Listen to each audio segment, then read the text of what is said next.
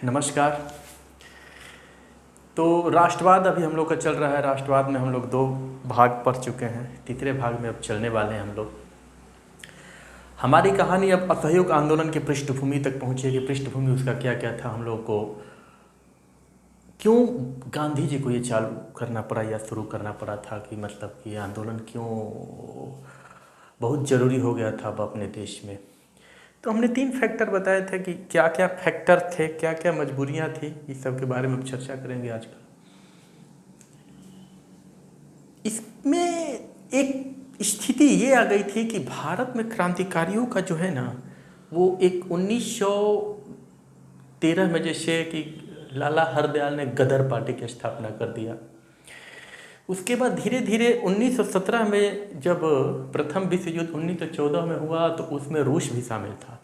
लेकिन 1917 में क्या हुआ कि उसके रूस के अंदर ही गृह युद्ध छिड़ गया, और गृह युद्ध छिड़ जाने के बाद वो धीरे धीरे उसमें से वापस लौट गया। मतलब कि रूस की क्रांति हो गई शुरू, और रूस जो है प्रथम विश्व युद्ध से अलग हो गया था। और वहाँ पे जो रूसी जार होते थे, जार उसको कहा जाता है रूस में, जो कि वहाँ का राजा था, उसको हटा दिया गया पद से उसको, और उसको फांसी दे दी गई थी। तो वहाँ पे किसान और मजदूर जो काफ़ी नीचे वहाँ भी दबे कुछ लोग थे जो कि ऊपर उठे, और उन लोगों की मदद से वहाँ के जार को हटा दिया गया। तो वहाँ से यहाँ के अपने देश के क्रांतिकारियों को थोड़ा सा एक बल मिला, और बल मिला तो उन्होंने ये सोचा कि अरे यार, ये तो हम लोग भी कर सकते हैं। तो कुछ इस तरह की स्थिति बनने लगी कि मतलब कि यहाँ पे क्रांतिकारी थोड़ा सा एक गुप्त रूप से या कह सकते हैं कि चारों तरफ से इस तरह के न्यूज़ सुन करके और अपने आप को थोड़ा सा अपग्रेड कर रहे थे, और अंग्रेज़ों के लिए इनसे लड़ने का एक अलग तरीका एक अपना रहे थे। इधर ब्रिटेन जो है वो प्रथम विश्व युद्ध में लगा हुआ था, तो क्रांतिकारियों को थोड़ा सा और बल मिल गया, क्योंकि इधर भारत में उनकी स्थिति वैसी, वो लोग थोड़ा सा ढीली पड़ गई थी। और ढीली पड़ गई थी यहाँ पे वो लोग आर्थिक बोझ दे रहे थे, क्योंकि लड़ने के लिए बहुत सारे चीज़ों की ज़रूरत पड़ती है, बहुत ज़्यादा कुछ पैसे की ज़रूरत पड़ती है, या फिर खान पान ये सब की बहुत ज़्यादा ज़रूरत है। तो इसके लिए यहाँ पे लोगों पर दबाव डाल देते थे, लगान बढ़ा दिए थे। तो यहाँ के लोग एकदम पूरी तरह से आक्रोशित थे। 1918 में जब अंग्रेज जीतते हैं प्रथम विश्व युद्ध में, उनकी जीत होती है, वो मित्र राष्ट्र थे। धुरी राष्ट्र हार जाती है, मित्र राष्ट्र थे तो वो लोग, तो उनकी जीत होती है 1918 में। और जब जीतते हैं तो उनकी थोड़ा सा होता है ना कि उनका थोड़ा सा बढ़ गया है, अपना एक अलग सा उनका जोश था कि भाई हम लोग विश्व युद्ध जीत करके आए हैं। और इस स्थिति में उन्होंने क्या किया कि भारत के क्रांतिकारियों को, जो भारत के क्रांतिकारियों थे, उनको दबाने के लिए, कुचलने के लिए उन्होंने सोचना शुरू किया कि अब हम लोग कुछ ऐसा करते हैं, नहीं तो ये हमारे ऊपर हावी हो जाएंगे। और 1919 में 21 मार्च 1919 को रॉलेट एक्ट लेकर आते हैं।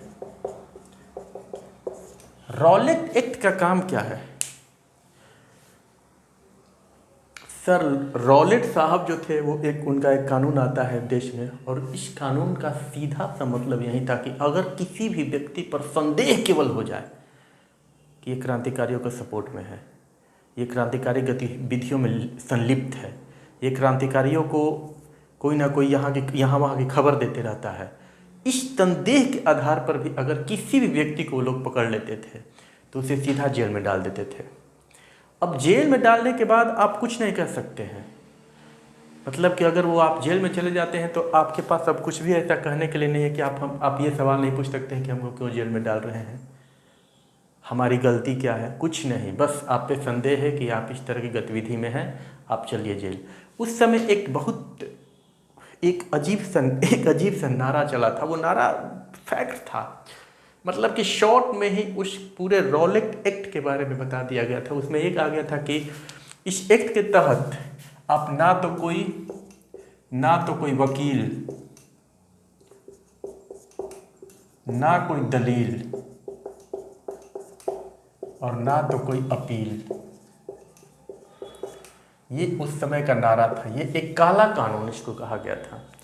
आप ना तो कोई वकील रख सकते हैं अपने केस को लड़ने के लिए, ना तो कोई वहाँ पे दलील दे सकते हैं, और ना ही आप कोई अपील कर सकते हैं। कोई भी अपील आपकी सुनने वाला नहीं है, आप सीधे जेल में डाल दिए जाएंगे। गांधी जी ने इसके पहले लोगों को अवगत कराया था कि देखना ये कुछ ना कुछ करेंगे खेल, और 21 मार्च 1919 को वो लोग लागू कर दिए। गांधी जी को ये बात बहुत खराब लगी। वो कहे कि यार ये क्या है ये सब, मतलब कि ये कोई बात है कि आप किसी को बिना मतलब के किसी को पकड़िए और जेल में डाल दीजिए और वो कुछ कर भी नहीं सकता है, सीधे जेल, आप कुछ नहीं कर सकते। अगर आप चाहेंगे कि आप कोई वकील रखें, नहीं, कुछ नहीं हो सकता है, आप चलिए, बस आपको संदेह हुआ। और इस आधार पर जो है रॉलेट एक्ट पास हो गया है, क्रांतिकारियों को दबाने के लिए, क्रांतिकारी गतिविधियों को कुचलने के लिए ये स्थिति हो गई। क्रांतिकारी और गरमा गए, कहे कि कोई मतलब है। अच्छा, गांधी जी ने कहा कि अब कुछ ऐसे होने वाला नहीं है, अब हम लोग हड़ताल करने वाले हैं। और 21 मार्च के 16वें दिन, मतलब कि 6 अप्रैल, कितना हुआ, 16वें दिन अप्रैल में, 6 अप्रैल को जो है गांधी जी कहे कि चलो हड़ताल पे। और गांधी जी की तो उस समय वो इतने बड़े नेता थे कि एक बार अगर कोई बात कह दिए कि ये काम अब शुरू करनी है, पूरे देश के लोगों में एक जान भर जाती थी, लगता था कि हुंकार भर गया है। लोग तैयार हो गए, हड़तालें होने लगी। और हड़तालें होने लगी क्या, मतलब कि स्वदेशी को लोग अपनाने लगे। 6 अप्रैल के बाद पूरे देश में लगभग कह सकते हैं कि हर जगह कहीं हड़ताल हो रही थी, कहीं आंदोलन हो रहे थे, कहीं कुछ हो रहे थे, सब कुछ बंद होने लगा। मतलब कि एक अराजक स्थिति बना दिया लोगों ने। अंग्रेज घबरा गए, लाठीचार्ज, गोली मारना, ये सब शुरू हो गए। उनका बस यही काम था, अच्छा यहाँ पे हो गया, चल लाठीचार्ज करते, बिना मतलब का कुछ भी शुरू हो गए, लोग भड़कते गए। सबसे खराब स्थिति हो गई थी पंजाब की। पंजाब की स्थिति सबसे भयानक थी। गांधी जी ने सोचा कि चलो पंजाब चलते देखते हैं कि क्या स्थिति है वहाँ पे। देखिए, पंजाब के लोगों की सबसे बड़ी खासियत थी कि वहाँ के लोग शुरू से ही क्रांतिकारी सोच के हैं, मतलब कि पूरी तरह क्रांतिकारी सोच उनकी रहती है। उनके दिमाग में कभी ये पल्ले में नहीं आया ना कि उनके सामने जाकर गिड़गिड़ा करके और अपने देश की आज़ादी चाहिए, मारना है तुम्हें, फांसी पर लटकाना है, लटका दो, लेकिन आज़ादी से कम कुछ भी नहीं चाहिए हमें। पंजाबी लोगों की यही एक सबसे बड़ी खासियत है। आज भी आप देखेंगे कि हमारे देश के सैनिक जो वहाँ पर लड़ते हैं, उसमें पंजाबी लोगों की एक अजीब सोच है। वो बस यही जानते हैं कि बस ज़्यादा इधर उधर लटर पटर करने की ज़रूरत नहीं है, अगर ऐसा आता है टाइम तो काटो, कुछ ऐसा कुछ नहीं होने वाला है। अब स्थिति क्या होती है कि पंजाब में जब गांधी जो है चलते हैं, उनको पता चल जाता है कि चल दिया है, बुढ़ऊ चल दिया है पंजाब की तरफ, तुरंत अरेस्ट करने के बाद उनको जल्दी हटाओ इनको जेल में। और उधर उन पर दमन चक्र चल रहा है। जनरल डायर वहाँ का उपराज्यपाल है, एकदम मार गोली से उड़वा रहा है, जो मन कर रहा है वो कर रहा है, लाठी चार्ज करना है, कुछ भी करो, जेल में भरो, कुछ भी, मतलब कि पूरा एक अजीब सा स्थिति पंजाब का बन गया था। 9 अप्रैल को 3 दिन के बाद, जब 9 अप्रैल की घटना क्या होती है कि उस दिन रामनवमी है। आप लोग को पता है कि अप्रैल में रामनवमी मनती है। रामनवमी का दिन है, वहाँ पे एक विशाल जुलूस निकल रही है अमृतसर में। अमृतसर में एक विशाल जुलूस निकल रही है, और उस जुलूस में जो है, उस समय स्थिति क्या थी कि हिंदू और मुसलमान 1916 की घटना के बाद कहीं कहीं इस मुद्दे पर, जहाँ देश की बात आती थी, लोग मिल जाते थे। वहाँ पे 2 ऐसे लोग हैं, एक का नाम है डॉक्टर सतपाल और सैफुद्दीन किचलू। ये दोनों लोगों को पकड़ करके अमृतसर में और निर्वासित कर दिया गया। निर्वासित मतलब कि उनको गायब कर दिया गया। बात है 9 अप्रैल की, और इस घटना को जब लोग देखते हैं तो वहाँ उस समय लोग उग्र हो गए। और उग्र होने के बाद जो भी उनके सामने दिखा, चाहे वो कोई भी सरकारी भवन हो, डाकघर हो, विद्यालय हो, चाहे जो भी हो, फूंक दिए। और सबसे बड़ी बात यह है कि उसमें बहुत सारे अंग्रेजों की भी हत्या कर दी गई। अब ये स्थिति देखने के बाद अंग्रेजों के खून खौल गए, कहे कि अरे ये सब तो हमको ही मारने लगा। पागल वहाँ पे था अमृतसर में एक जनरल डायर, उसने तो एक फौजी कानून मतलब कि लगा दिया वहाँ पे। और स्थिति इतनी भयावह हो गई पंजाब में कि अब मरने मारने वाली स्थिति आ गई। वहाँ के लोग पूरी तरह से अपना कह सकते हैं आपा खो बैठे थे, अपना हर तरह से एक कह सकते हैं कि पूरी तरह से दोनों गुट, मतलब कि एक अंग्रेज़ों का तो गुट था ही, इधर क्रांतिकारियों का एक बहुत बड़ा गुट तैयार हो गया और लड़ने मरने के लिए तैयार हो गया। वो घटना आप सोच सकते हैं कि 9 अप्रैल को उनको गायब करने के बाद क्या होगी, सबको जला देगा। गया आजकल तो मान लीजिए क्या होता है हमारे यहाँ, तो अब जो कुछ भी होता है तो बस से जला दी जाती है। उस समय तो बसों की उसी व्यवस्था थी नहीं, जो भी सरकारी भवन या जो भी चीज़ें मिला उसको जला दिया गया, जो सामने उसको मारा गया। ये खुद भी इनको गोली मारी गई, अपने देश के बहुत से लोगों को मारे गए, लेकिन इन्होंने बहुत सारे अंग्रेजों को मार दिया। ठीक 9 अप्रैल के बाद 13 अप्रैल की घटना आप सपोज करिए कि क्या होगी। 1919 में हम लोग हैं। 13 अप्रैल को बैसाखी का दिन और जालियांवाला बाग, अमृतसर में एक है बाग, छोटा सा बाग था, बहुत ज़्यादा बड़ा नहीं, जालियांवाला बाग। और उस बाग में एक ही संकरा रास्ता था जिससे कि होकर के लोग उसके अंदर जाते थे।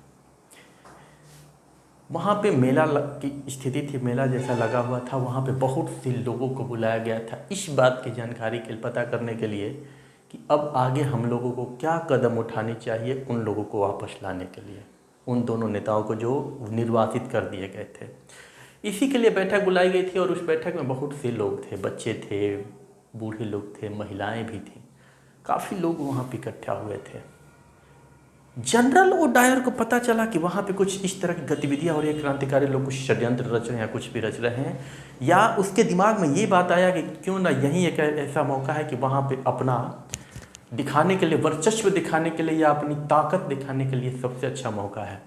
अपने कुछ सिपाहियों को लेकर के वहाँ पे पहुँच गया, पूरे बंदोबस्ती के साथ, पूरा गोली बंदूक सब ले करके, और उस संकरे रास्ते से पूरी तरह से घेर लिया। मतलब कि अब जाने भागने का कोई रास्ता नहीं था। और उस समय उसकी बंदूक में उसने वो गोलियां ली थी जो बड़े युद्धों में भी वर्जित थे। उस गोलियों का नाम था दमदम गोलियां।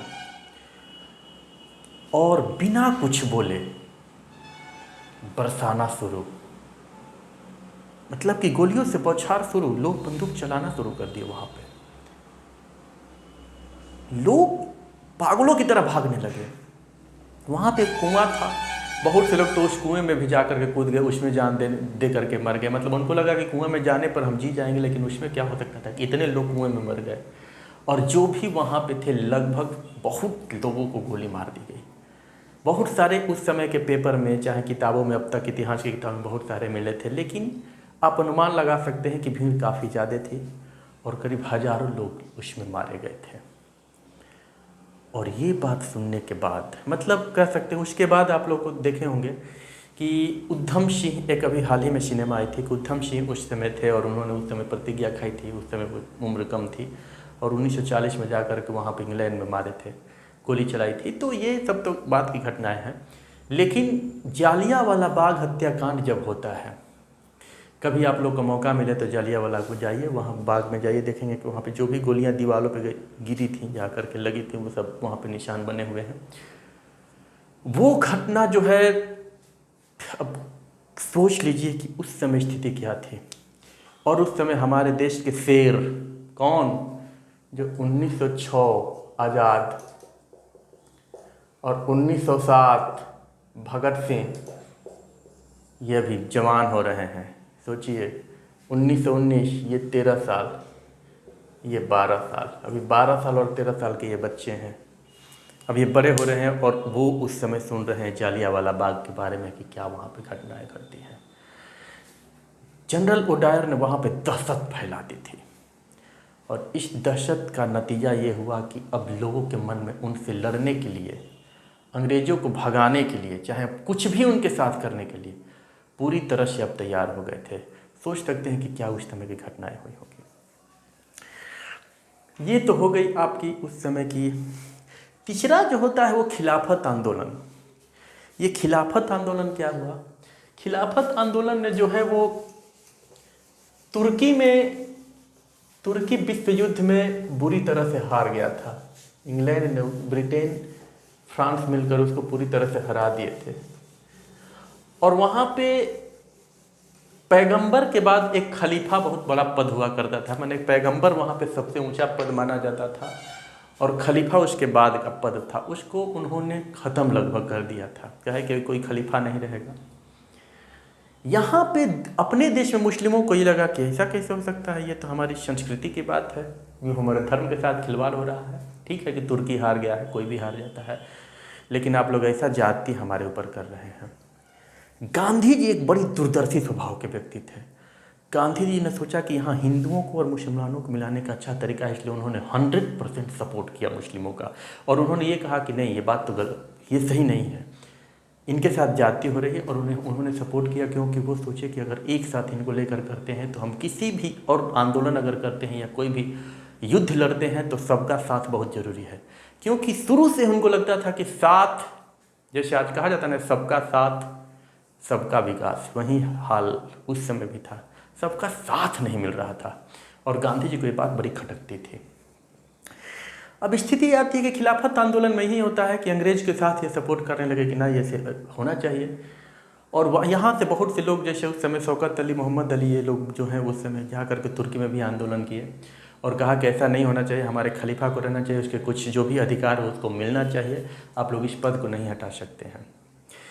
तो लगभग उस समय भी हिंदू और मुस्लिम मिल करके मिलाने के लिए गांधी जी ने किया, और ये खिलाफत आंदोलन जो तुर्की में चल रहा था और भारत में उसका विरोध हो रहा था, और असहयोग आंदोलन, ये लगभग भारत में एक ही साथ चलना शुरू किए।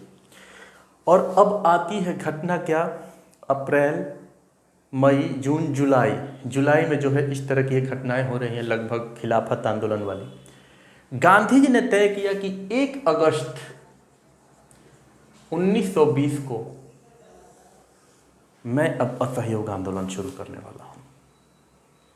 और सबसे बड़ी दुर्घटना होती है कि हमने जो हीरोज के नाम बताए थे आप लोगों को पहली बार जब भाग 1 शुरू हुआ था, उसमें हमारा एक जो हीरो है, कौन सा हीरो, बाल गंगाधर तिलक, जिसने कभी कहा था कि स्वराज मेरा जन्म सिद्ध अधिकार है और इसे मैं लेकर रहूँगा, जीवन पर्यंत जो क्रांतिकारक की तरह लड़ा। 1 अगस्त 1920 को ही उनकी मृत्यु हो जाती है और हमारा एक खिलाड़ी आउट, हमारा एक खिलाड़ी चला जाता है 1 अगस्त 1920 को। और उस दिन गांधी जी ने कहा था कि हमारे देश का एक, कह सकते हैं कि आधुनिक ये जो भारत है, जो भारत ये लड़ रहा था, उसका एक सबसे बहादुर बंदा चला गया। 1 अगस्त 1920 को ही शुरू होती है हमारी असहयोग आंदोलन, और ये आंदोलन अब कैसे चरणबद्ध तरीके से चल रहा है इसके बारे में हम लोग बाद में चर्चा करेंगे। तब तक ये मानकर चलिए कि एक हमारा हीरो जो है चला गया है, 1 अगस्त 1920 को इसकी मृत्यु हो गई है तिलक साहब की। और ये तीनों घटनाएं, पहला हमने बताया था कि रॉलेट एक्ट आता है, दूसरी घटना जो है वो जालियांवाला बाग हत्याकांड, जो कि रॉलेट एक्ट के बाद तुरंत होती है, और तीसरी जो घटना है खिलाफत आंदोलन, जिसमें मुस्लिम भी लगभग साथ हो जाते हैं, जिसमें गांधी जी ने उनका साथ दिया था। ये तीनों आंदोलन के बाद 1 अगस्त 1920 को हमारे देश में गांधी जी ने असहयोग आंदोलन शुरू किया। ये आंदोलन किस तरीके से चला इसके बारे में हम लोग बाद में देखेंगे। तब तक के लिए शुभ रात्रि, ठीक है, मजे लीजिए।